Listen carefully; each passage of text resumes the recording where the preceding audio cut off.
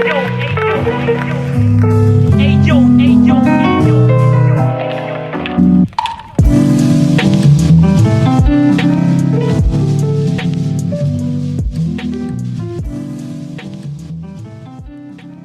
project is a no-profit foundation about visual art and photography.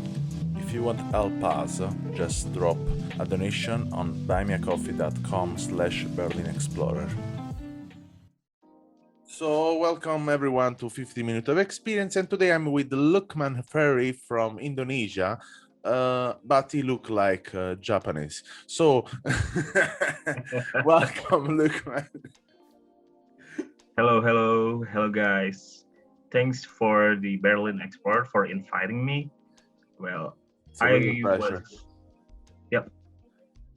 So, I'm from Indonesia, like he said, but slightly about Japanese things. I don't know.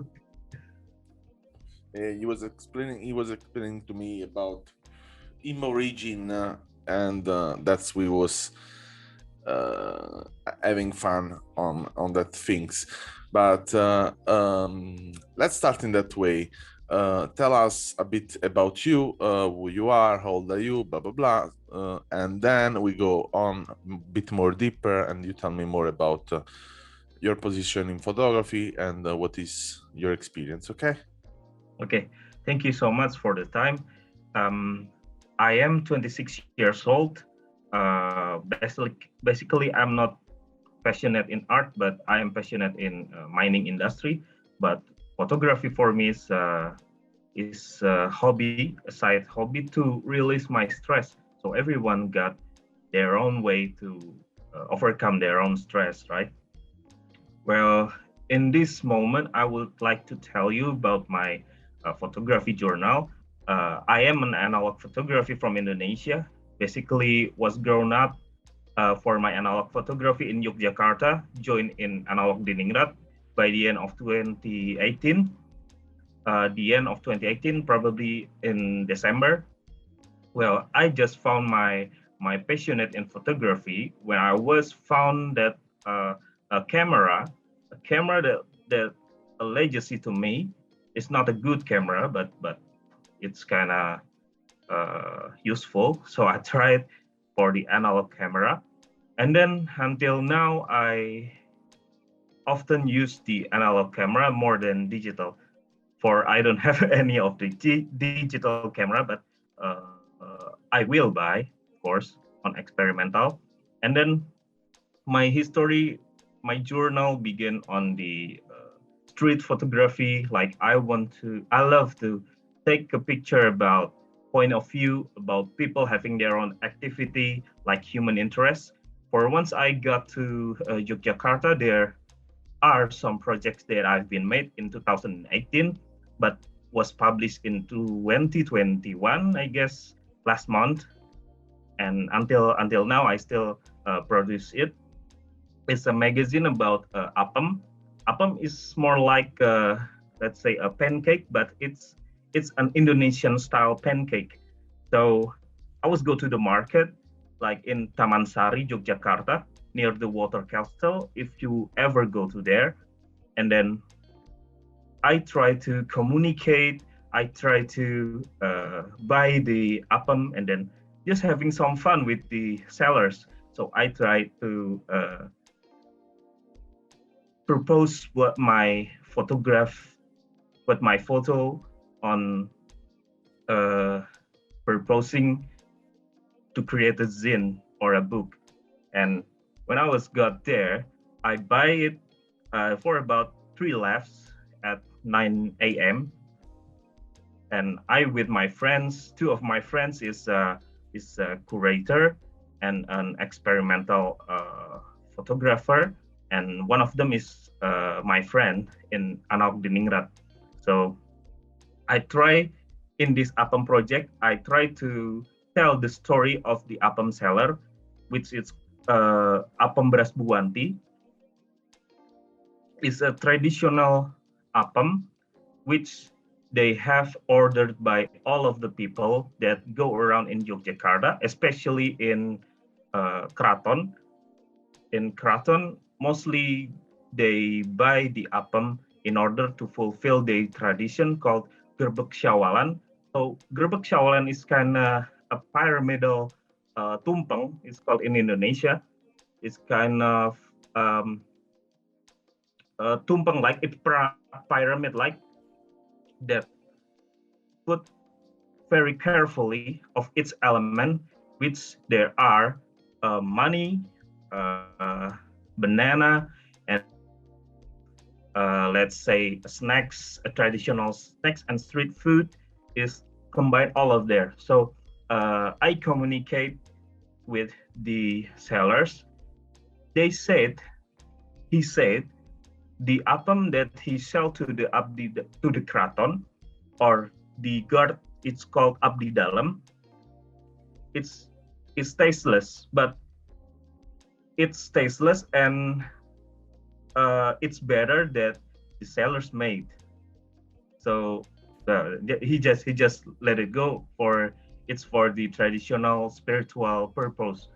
So the project is tells about the photo series about Appam and then the seller's story itself, and then after the story of the sellers, we've got so many things to believe that street food are overcome with the modern food. Like in Indonesia, we should call it um, for an example, there is a fruit cake or a chiffon cake. It's like overcome the street food itself. So in the street food, we are common to see about an a fried egg, and then appam itself, or some kind like what do you call it? Uh, in Indonesia, we call it kue cubit. It's more like a stuffed half cake. It's hard to explain. For I can show you the picture, but it's hard to explain. It's a half like a half moon of a pancake, a half a pancake filled with chocolate and sometimes with pandan leaves or with a cheese and cook half boiled cook. Yeah, street food often overcome with the modern one. So I try to uh, convince and try to inform that the appam or the street food, the traditional food that is a legacy from the uh, ancestor to us, it's still worth to try and still worth to achieve as it tastes for its taste and for its culture historical things. And for the style of the photography itself, I love to bring all of the people in black and white. For black and white, it's not only tell a color. I mean, like uh, not only show the color of itself. Like if I use a color, then it will show the color by the picture, not focus on the story and then the emotion. But black and white is different for me, although the different in this black and white, it can tell you the emotion and the characteristic, the details, and even they someone said that black and white photos never fail.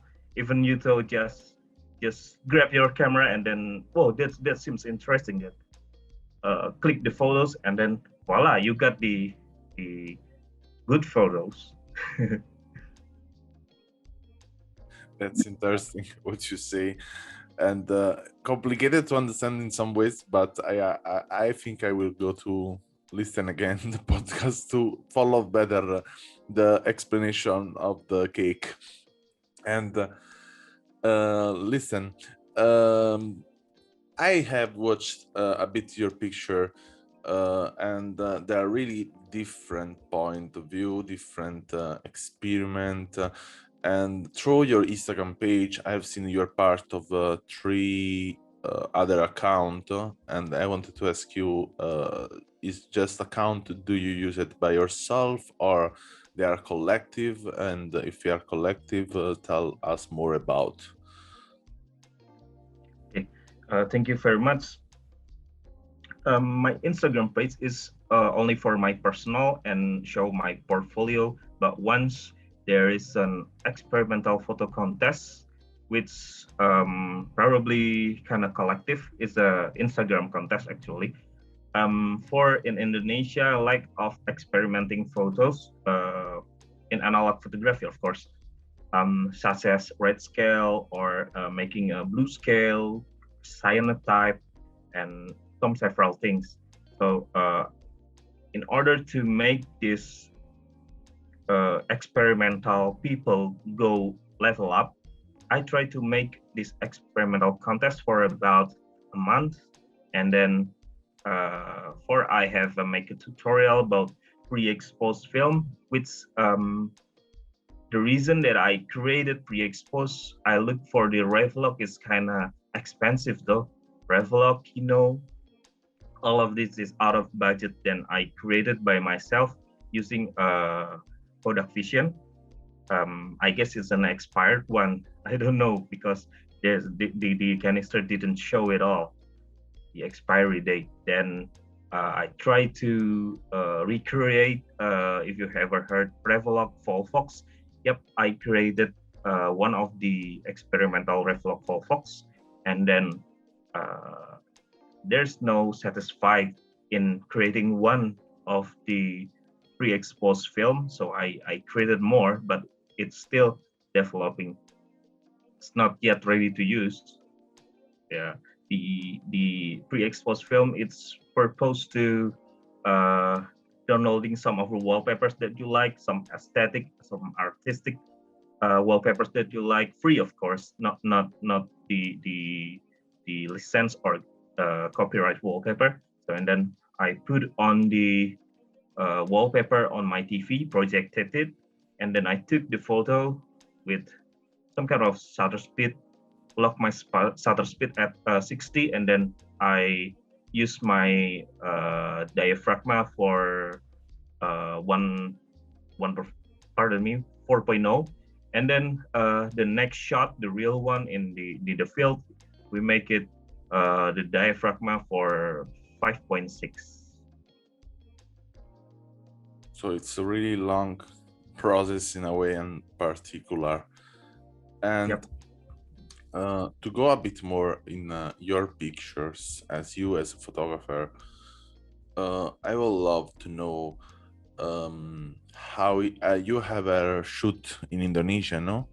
And I wanted to ask if you shoot at also in some other place, and if yes, then which is this difference in experience between to be in Indonesia and other places?